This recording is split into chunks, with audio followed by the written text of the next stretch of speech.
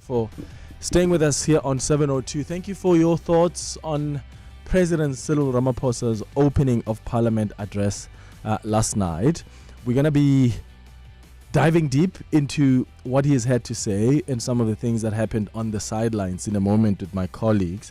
But remember, at 11 o'clock on our relationship feature today, we'll be discussing dating and money. How should you be approaching money, especially in the early stages of dating or early stages of marriage? That's a conversation we'll have at 11 o'clock. But right now, we start with our Across the Desk feature. Across the Desk with Clement Manyathela on 702.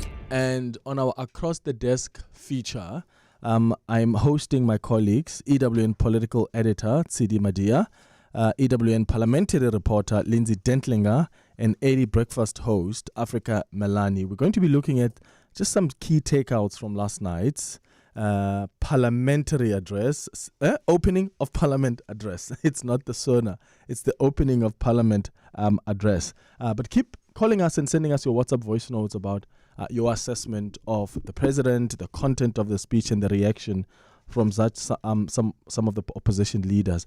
Tsidi Madia, welcome to the show. Good morning. Good morning. Africa Melani, good morning. How are you? I'm very well, thank you. How are Lindsay you? Dentlinger, are you good? I'm going to be a weaver bird today. That's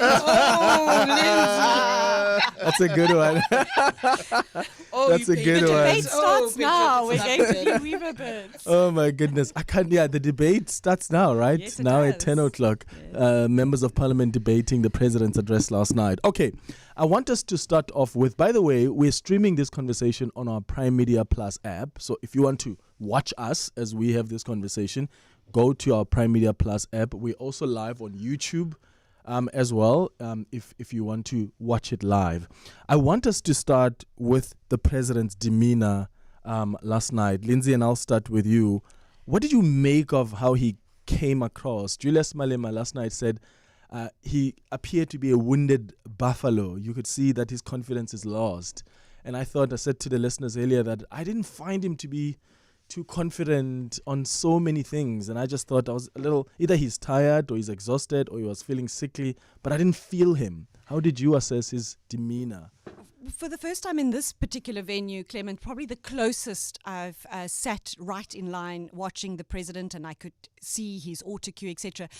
I don't know if he was as much a wounded buffalo as he was just very tentative, very cautious. His wife was straight in his eye line, and I had a view of both of them. And it was almost in a way, I sometimes felt that he was speaking to her and she was clapping and encouraging him. But cute.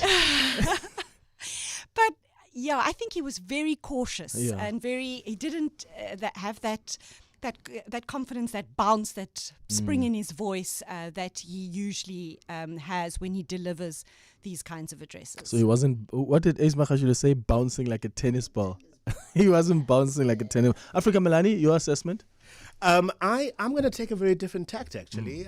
Somebody noted that 30 years ago, this was the space that Cyril Ramaphosa actually excelled in.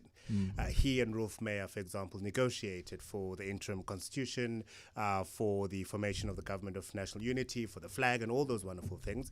And his strength is actually bringing together often divergent views in a room and getting to a solution.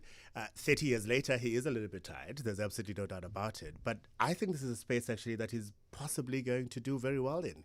He is the right ANC leader, I feel, to be leading a government of national unity. I can't think of another leader currently in the ANC who would be doing this and do it as successfully as he did. Yeah, I can't think of any other leader too. Well, if Mdumiseni Ntuli was president, I'm sure he would have been amazing. Yeah. How weird is it that we think of him? Because there's been this back and forth with Lindsay and about Mdumiseni Ntuli. I think if Mdumiseni Ntuli was Secretary General right now, certain decisions would have been made slightly differently. I think sometimes I see him and I think maybe people were correct that Mdumiseni Ntuli is the Secretary General the ANC never had in this particular tenure. And I think with a bit more time, that might be the other leader who would possibly be able to navigate a moment like this well in the ANC, is watching a posture and an ability to meet people where they are, to be pragmatic, to be clear, is Mdumiseni Ntuli. Absolutely. And then your assessment of the president? I don't know if I read too much about whether he's the man of the moment. He's the right man for this moment. I didn't think too much about that. I did think, of course, about the Madiba moment. Was his mentor. So many years later, he has to carry the responsibility of charting a way forward of this very democracy that Madiba founded in terms of being a founding father. I think that he understood the moment in that you didn't have a majority. You can't be pompous. I mean, people felt a particular way. Lindsay, if you remember the first sitting of Parliament and when he was nominated and he was like, I think he said, graciously, the way that he received the nomination, accepted the nomination, bothered people. They were like, where is your humility when the ANC's performed the way that it has? So yesterday I felt that there was a bit of that, and understanding that actually you're a power-sharing country now. You are not it. But I mean, we'll get into the nitty-gritties of how they've outmaneuvered again the DA for me with this particular plan. But I thought that in the moment yesterday, he did come down to the moment. Yeah. Even ANC MPs, they're often quite an arrogant bunch. I didn't necessarily feel that way. Oh, no, I heard one, and I won't mention the name now because who kept saying, we staged a coup, hey? We staged a coup. And this person was telling the electricity minister. And I was like, are you kidding me? Did Spootler, the electricity minister, respond? Of course, laughing as well. But I was he's like, been giggling the whole entire time. We staged a coup. Okay, let's look at the content now. 3 things for me came out really that caught my interest. One, when he spoke about beneficiation, because since I was a journalist, in 2012, I was reporting about the ANC threatening beneficiation. And to have him talk about it in 2024, it's so wild to me. And I'm like, what happened ever to you guys? Because you've been talking about this for so long. Another thing that really was a big thing for me was how he was firm on employment equity and triple BEE. And I thought he was saying to the DA, if you thought you're going to be part of this and we're going to compromise on this, I think again, because he even spoke about the defense of workers' rights. And I thought it was important to send that message also to some within the ANC who are still unhappy about this arrangement with the Democratic Alliance. And then lastly, on NHI, I thought he was too general. I mean, normally at SONA, he goes, this is the phase. This is what we're going to do. And he was too general. And I understand that he's got to appease and say, we're still going to talk about it. But I just felt there's no confidence anymore in NHI. What's come out for you that really stuck with you, Lindsay? Well, I think the point that you make about things being very general, and he just touched very lightly. I mean, all these speeches, we hear a lot about corruption, about state-owned enterprises, and there was so little, if anything, said about that in terms of, he talks about a capable state, but with these new government partners, what's the approach now to rooting out the corruption? That it was always such a strong feature. He said nothing on foreign policy at all, which is... Didn't even mention Gaza. He didn't even mention the ICJ's case, like nothing. And I'm wondering if those were the balances we're trying not to, CD calls it outmaneuvering in that speech. The 2 things, I suppose, if you can put it this way, that he gave the DA was the food basket.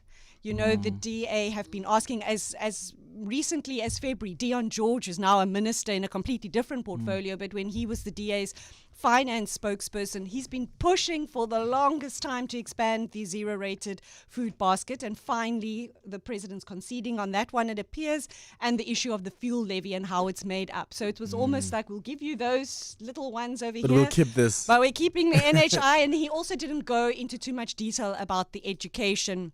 Sure, he said there needs to be skills trainings and stuff in schools, but didn't touch on that thorny issue. He did speak about the general access to early childhood development, which is that issue about grade R, and it's all in that basic law amendment bill. Which the viewer says must go back to Parliament. He says, it's too late now for NHI to go back to Parliament. But so I felt like he gave them those 2 things, but then he was very strong as the things that you point out about triple BEE and the Labour, because that's also speaking directly to the unions and Kasatu's biggest concerns with this alliance. Yeah, Dean McPherson said to me last night that, did you hear him talk about turning South Africa into a construction site?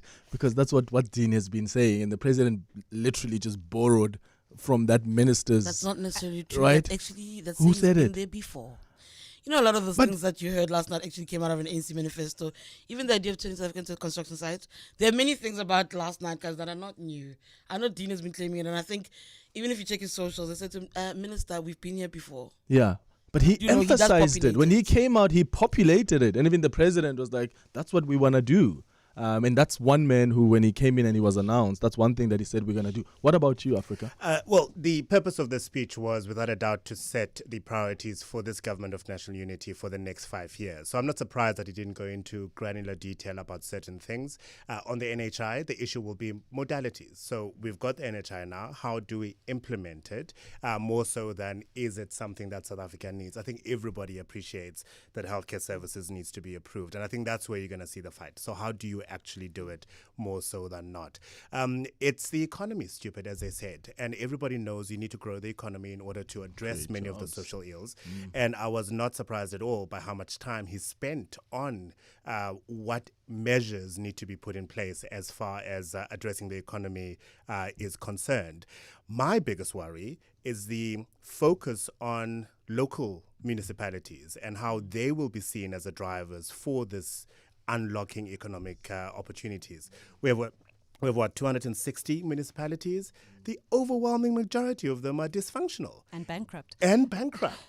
And some of them have leadership issues. And I'm going, how are we going to turn this around in the next 5 years to a point that we don't rely solely on the cities of Cape Town, of Johannesburg, of Ekurhuleni, of Tshwane, but actually, if you go to the Chris Hani municipality in the Eastern Cape, you'll find a local government that is delivering opportunities for people who are living there. Yeah, and he said we need to fix municipalities. We need growth to happen at local level.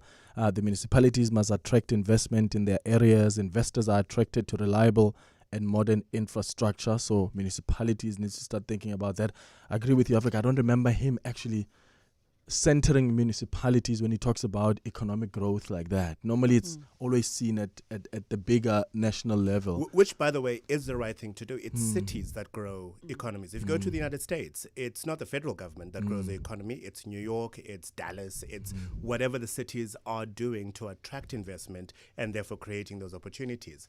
And outside of the metros, no one is really suitably interested in the other municipalities, purely because you're not sure if you're going to get water that is going to be running. Will you have electricity? Will you? Yeah. Sidi, what's you got for you? Jeez, where do I start? I think for me, what I went into the speech looking for, Clement, is where do we go from here? Do you put together something that's envisioned by this government of national unity? And by and large, what I was listening to was almost an attempt to move forward the conversation from the sixth administration. A lot of the speech is what we've kind of sort of heard to some degree from the president in terms of the issues. And I remember listening to, I think, Vincent Makwenya just before the speech, and said we're not starting from a blank canvas. We're moving forward. So I wanted to listen to the essence of where do we go from here. And I think I was very much interested in the issue of municipalities, more so because President Ramaphosa is the person who's been speaking about a district development model, something that I think, Lindsay, you might feel different. I know Dr. Kozana Dlamini Zuma also would promote that idea, but if you spoke to officials at Salga, it's a nothingness. It's really great talk, the idea of a district development model, but hearing a little bit of that yesterday and seeing that maybe there is an attempt to forge forward and trying to find a way for the different spheres of government to work together, that would be interesting for me. I did find beneficiation interesting, but you know what I also found interesting? The talk around red tape. Purely because it almost felt like that's what I'm like saying. I'm yawning though, because how many times? That's the point that I'm going to make, is that the difficulty for me with the speech is that I thought we were starting from somewhere else. We didn't. It's a continuation of where we've been. The Dean issue I was talking about very quickly, sorry, I'm veering off, was something that he said in 2018, the president himself, about turning the country to construction site. So we really are continuing in the same path. And that's part of what my struggle was. Even speaking to ANC ministers, I said, red tape, Minister Khumbudzo Ntshavheni was in the president's office. Where is Sipho Nkosi in 2024? Why is he speaking to departments as if there was something getting in the way, as if he did not speak about a red tape team, as if he didn't say to us as the president that there's an issue, there's a hindrance in growing businesses, and I'm going to handle it. We've been waiting. Oh yeah, I had him on the show, and he said straight to me, I'm being frustrated. The irony is, he said, so this is a man the president gets to come and help resolve the red tape, make it easy to do business with government. And he says, I'm being frustrated by the very same government I'm trying to help. That's how slow things are. So even the man who's supposed to fix the situation He's also is being frustrated hampered, by yeah. the situation. I think he left. The last time I spoke to him, he said he was going to be leaving because he's going to be And too so busy. the president will come again next SONA and make a commitment about this very issue of red tape again. And we speak about inclusive growth and opportunities, but the very ideas or decisions that need to get cleared so people can move forward aren't being dealt with. And then the other thing that I also really found interesting, the social compact, guys, the national dialogue. I see Lindsay rolling her eyes. I'm also rolling my eyes. That was David Mabuza's job. 5 years ago was the social compact. You first wife, first lady of David Mabuza. Please protect me. That was Lindsay's his bullying job. me. You're bullying me. I think that the issue of a social compact, for how long, Mr. President, are we having this conversation? I thought about the irony of having former President Thabo Mbeki around and how he was irritated by where are we going? You made a commitment that in so many days would have moved the needle, and we haven't. And the idea of the president standing there asking us to be Viva Pays and not Hadidas and not vouchers. When Mr. President, you yourself are behaving like a Hadidas. It's part of the problem. All right, it's 23 minutes after 10 o'clock. We'll continue this chat after the break. If you've got questions for Africa, Lindsay, Tsidi, and myself about what happened yesterday, maybe something you want to know about in behind the scenes, give us a call or send us a WhatsApp voice note. My beloved.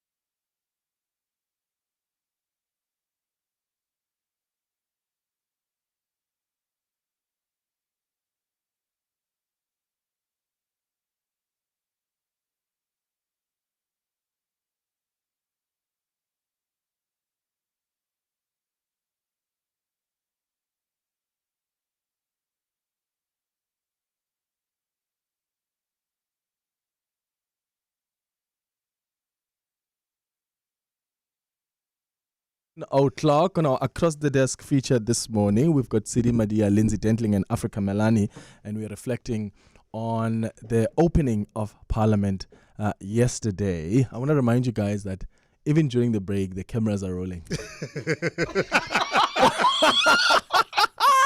Do you have anything to say Why to would that? you make a disclaimer after the fact? You're a horrible person. Just saying. Okay, so one of the things that I was looking forward to was the reaction of the opposition, or the opposition in the GNU, because the leader of the DA, John Steenhuisen, normally would have an alternative SONA and then come out and talk about how terrible the speech was. He had a different message yesterday. He had email. He had the shortest written statement in response to a parliamentary speech that I've ever seen. I was already scripting stories for this morning when that popped into my email, and I was like, Is that it? Is that all you have to say? Well, they're enjoying you now. Well, I mean, this is where I think TD and I were having this debate earlier this week, also when we met the chief whips in Parliament, as to where this goes from here, because now they're technically not opposition parties, but they are still opposition parties, and they have to still appeal to their voters. Otherwise, we're all going to say, well, why would you're all the same? We're all the same then. So, what kind of role do they play as this new opposition? Of course, the ministers are probably going to play a little bit of a different role, but we understand that they're backbenchers. I mean, not there to give them hell necessarily, but also not there to just let everything slide. And so, it's going to be interesting to see the response. I'm just looking at the list of the debate. It has been divvied up, as usually is, amongst the opposition parties. But interestingly, the main opposition party, which is now official, which is the MK, they have dedicated all their speaking time today. They've given it to one man, and that's their parliamentary leader, John Hlophe. So no one else is going to say anything else today. Wow. Do you blame them? When Lindsay said that to me about how all the minutes are dedicated to Dr. John Hlophe, I thought, one, they learn from the best. They're being handheld. And if you remember, their chief whip said that to us, like, look, the EFF is holding our hand. If you remember, the EFF got to Parliament, Bantu Olumisa and the late Prince Mangosuthu Buthelezi, they would say, these people are helping us figure the systems out and what to do. In their case, they're saying the EFF is holding our hand. Which is doing the and same. The EFF used to do the same thing. With Julius Julius. Malema would get all the minutes. Which is doing and to increase the speaking time. But what I also think is interesting is when you look at the people in the lineup of the MK party, they have Dr. John Hlophe, absolutely. But I don't know if you've seen interviews of some of their members, don't ask me who, at random with members of the media, at the IEC, for instance, where you realize that some, they don't fully understand what they're meant to be doing there. So I do understand. You also need to, you need to close your gaps and put your best foot forward. And I think for them, this is that for maybe it'll work MK for them. party. With the budget votes this week and part of last week, you would hear the MKP members of parliament, they are clueless. Clueless is Not perhaps all, not because too... Because you spoke about the they other don't, gentleman who was they chairing don't an event. understand necessarily the workings of parliament Yes, and what yes, their role yes. is. That for me was concerning. Their contributions to the budget. Africa. Yeah, but I mean, you are the official opposition. But they're new. They're still learning. You've got to give Not them Des great Van grace. Rooyen. He came to the Scorpion. finance debate Des. with Commissar Scorpion written on him, and he called the budget useless jargon. So, And for me, like them or not, the Democratic Alliance were very effective as an opposition in the sense that they would highlight the shortcomings of the ANC government and the administration. And that's what we're looking for, not only as a media, but as South Africa. An opposition that is actually going to be And effective in holding not just an the attack, administration in account. because sometimes opposition things, if you go and say, oh, liar, oh, stupid this, those are just words. Yes, it's political speech, but this is where we think the essence of it. And I agree with you. The DA has actually been effective like that. I hope we'll see the MK grow up to that. but now they have to hold their own ministers accountable too. That's part of the challenge for the DA and other parties in the GNU. I think for me what was interesting around, particularly, again, I'm going to just stick to the MK party for a little bit, is I spoke to Nhlamulo Ndlela just before Dr. John Hlophe came out last night. And he was like, oh, Cyril Ramaphosa is a liar. Lies. And I was like, I really wish you could pick at something else that we could look at constructively as well. Don't be here and say, you'll just reject a message. Take me into some level of confidence. There must be some ideas where you agree. There've got to be an idea of an NHI being kept, must say something. Triple BEE, if you say if you claim, and I've said this to you before, I don't see the MK party as a progressive organization, but if you claim to be, the ideas and the plans that protect the citizens, the masses, the majority, you've got to be able to see some worth in that. And there was none of that. And I was like, I really wish we'd move into that space. Funny enough, I found that if you listen to an Ethel Trollop from Action and say, that is what you get, where if there are some high points, key points from a speech or plan or activity being taken, he's able to recognize that along with the criticism of the gaps and the loopholes. And I think that is something that we do need in our parliament from the opposition, is let not your external politics affect the work that is being done in the name of the citizens of the country. When Zenu's Women 2024 is really not where we ought to be. Yeah. It's 10:31.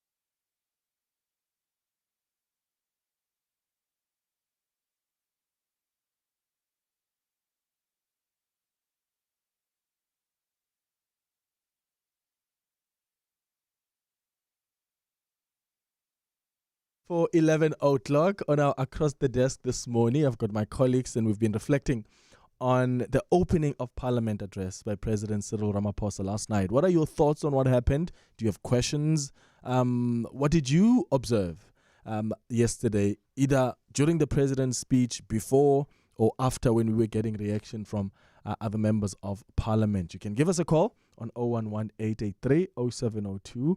Your WhatsApps have also come through on 072-702-1702. Let's start with Stephen in Pretoria. Stephen, good morning.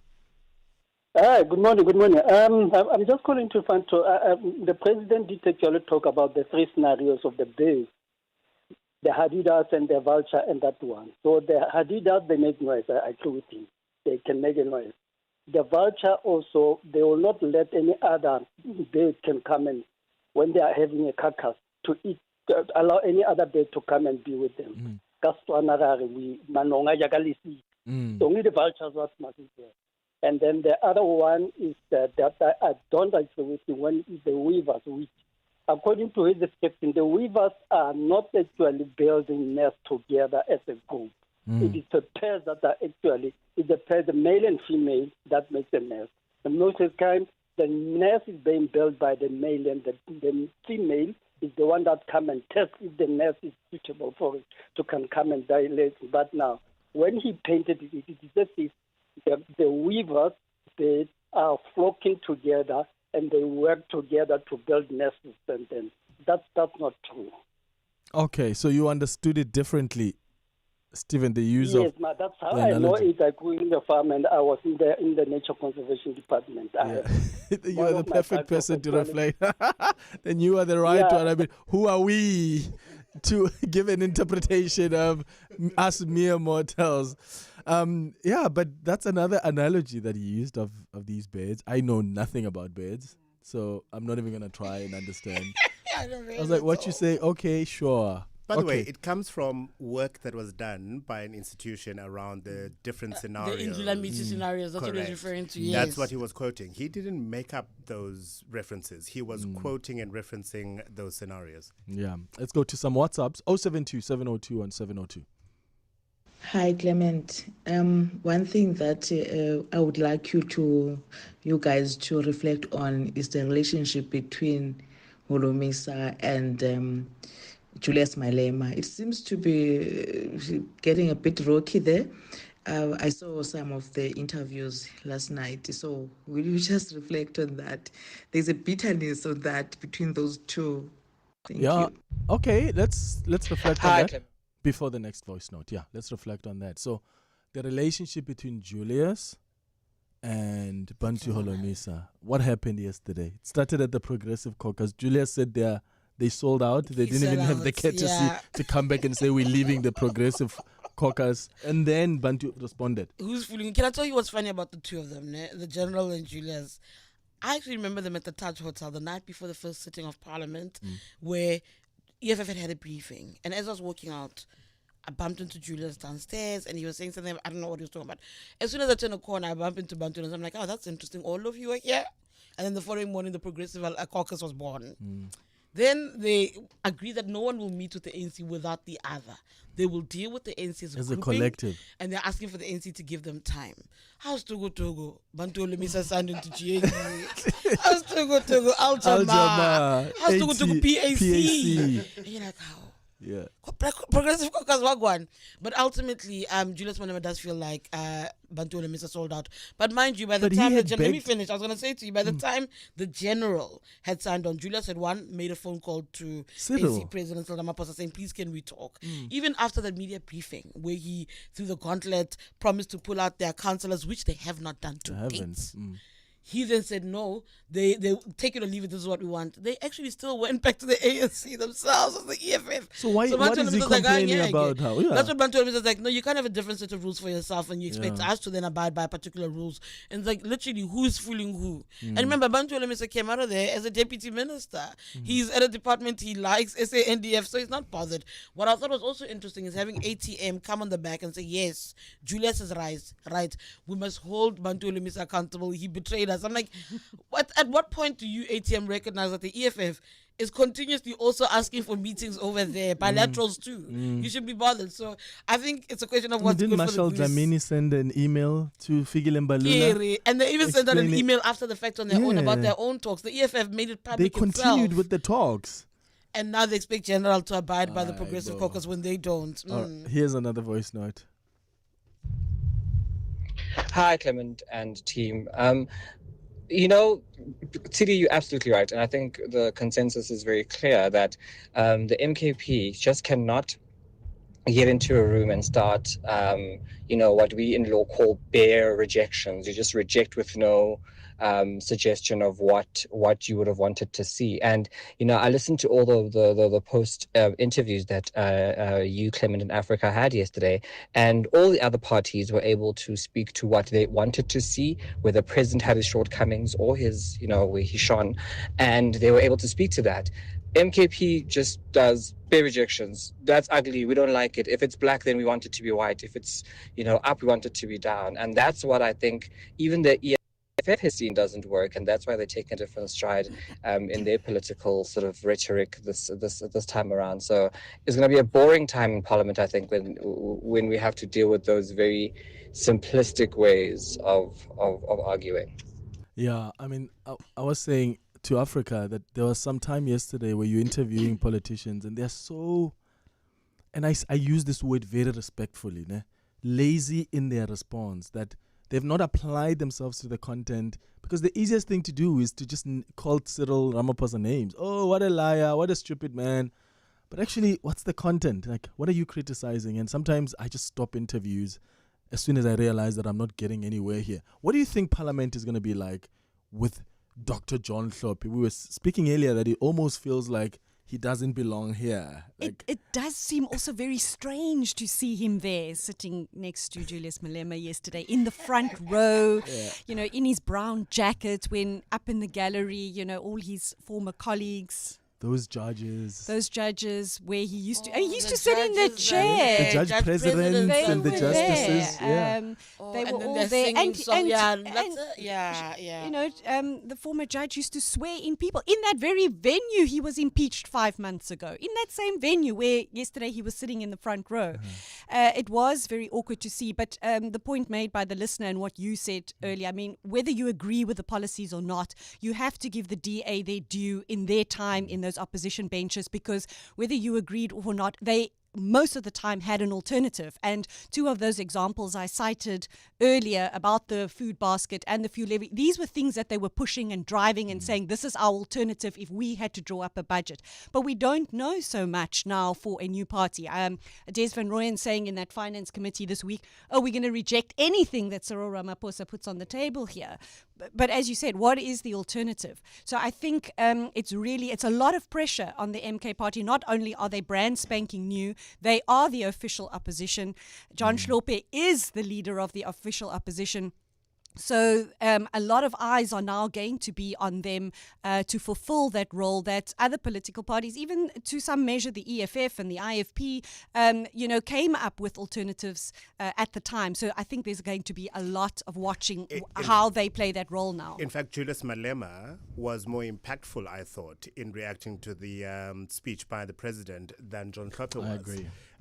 Because he was able to point to certain things and deliberately identify things that obviously they as the EFF had been concerned about and could say, well, we do not agree with this because of A, B, C, D, which is not what we got from the official opposition leader in Parliament. Yeah, I'm going to go to some calls now. Kathy in Senton, I see you. I'll start with you in a moment.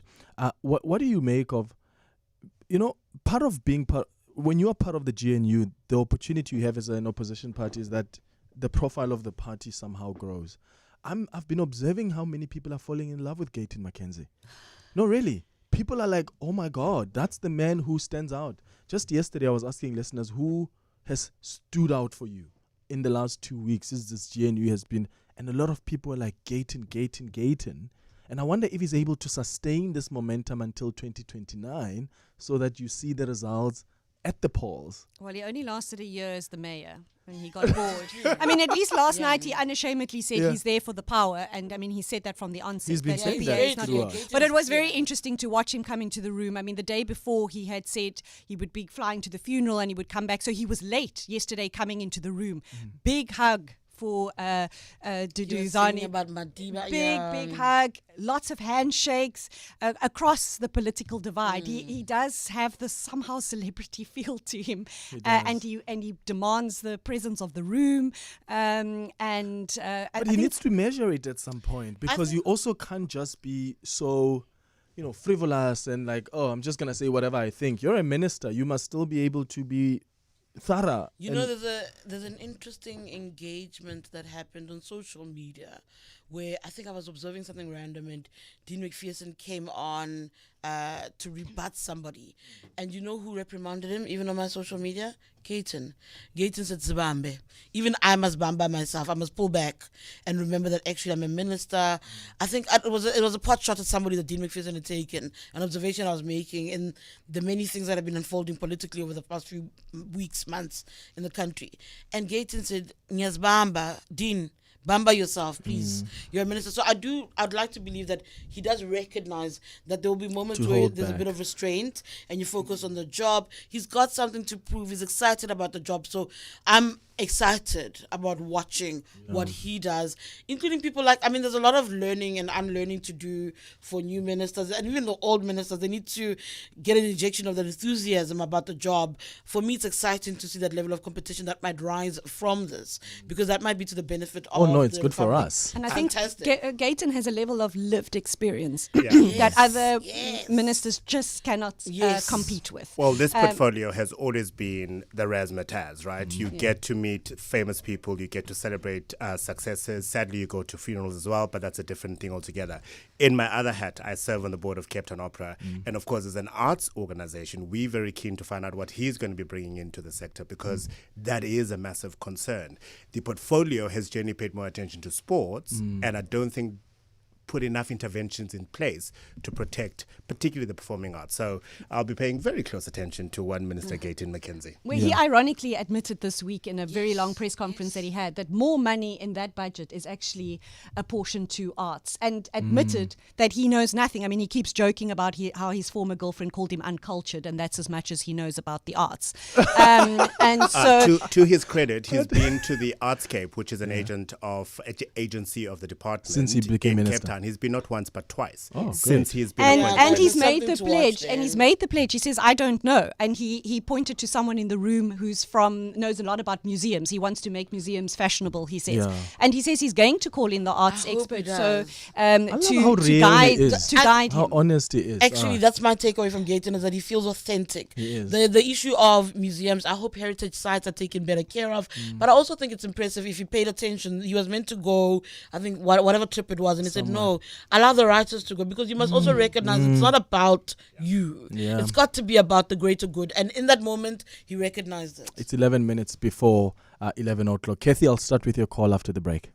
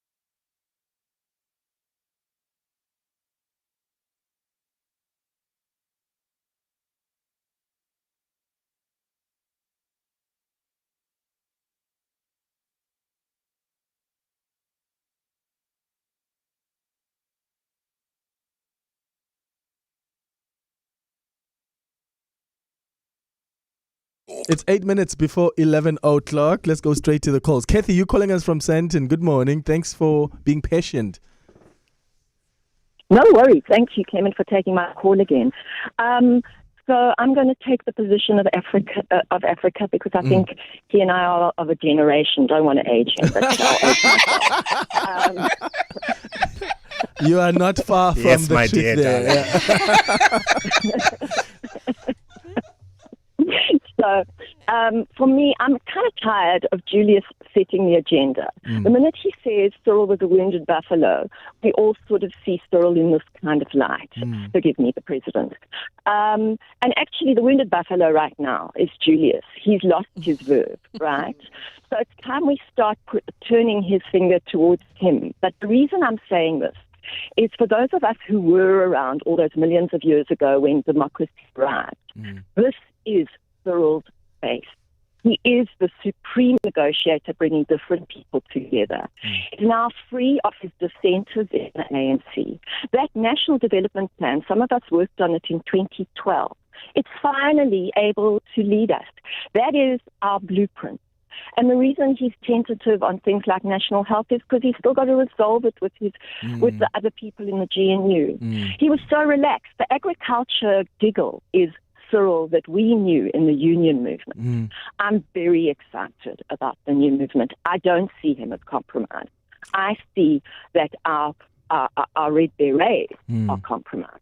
All right, Kathy, in Sandton, thank you so much. Great contribution there. Are the Red Berets compromised?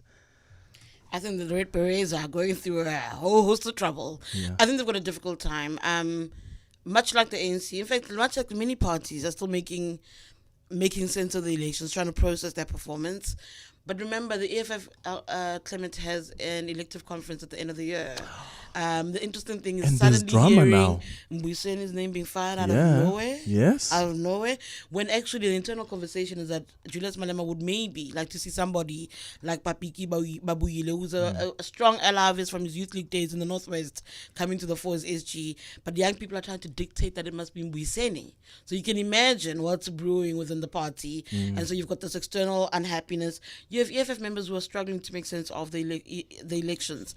The image that Lindsay and I were talking about earlier yesterday, where the MK party was standing next to the EFF singing Wednesday Nuzuma, was hard for many in the EFF to process. They were like, this is a sad moment for us because the EFF, by and large, if you think about what made the EFF capture people's imagination, was Zuma pay back the money? Was a lot around that what was they their said moment. Was a failure of a former leader. There they stand next to him. So there's a lot of issues. There are people within the EFF who will not talk about it, but it's also an EFF that's struggling to make sense of why Busisiwe Mkhwebane, why Carl Niehaus, why Mzanele Manyi, why are people being lost? And one of the members said to me, it's easy to find a reason why people stay in the EFF because they go to parliament, they see the rewards. You must ask yourself, what is it about the EFF? No, it's easy to see why the ANC stays. People that lose jobs in the ANC and remain in the ANC. Azizi Kota will become a backbencher. There's so many, Melusi Kikaba. What is it about the EFF that makes it hard for people to stay in the organization? So they are having lots of thoughts about who they are as a movement in the nick of time of an elective conference just before they mark their 11th birthday. So I do think that they're licking a couple of wounds, More WhatsApp voice notes on 072-702-1702. Good morning, Clement and the team in studio, Kingsley from Germiston. I listened to the President's opening address, and in what has been unfolding in our politics, one of my biggest concerns is, do we have quality opposition on the benches? I think the mere fact that when the so-called GNU was being formed, all of a sudden, one after the other, parties that used to be on opposition benches were literally falling like dominoes or tripping over themselves to get a slice of the pie, so to speak. But that being said, I'm worried that as things stand now, do we have quality opposition that can really take this grouping, the governing parties, to task on substantive issues and really argue on policy and legislation and so on? I'd love to hear your comments on that. Yeah, what do you guys think? I've really not lost complete hope on the EFF. I'm looking to them. They've got more experience. Yes, They've already. There's ways that they've demonstrated to show. I think they will do to MK Party what they did to the DA, because the Zuma must pay back the money chant came off the back of the work of Lindiwe Mazibuko, of a story by the late Mandy Rousseau around Nkandla, and they just managed to get the 20-second sort of byline, basically, that everybody held on to. And Musi Mamani, when he was federal leader of the DA, was frustrated by Julius Malema because all the attention was going to him. Understood what to do, John Kloppe, I think, will suffer the same fate.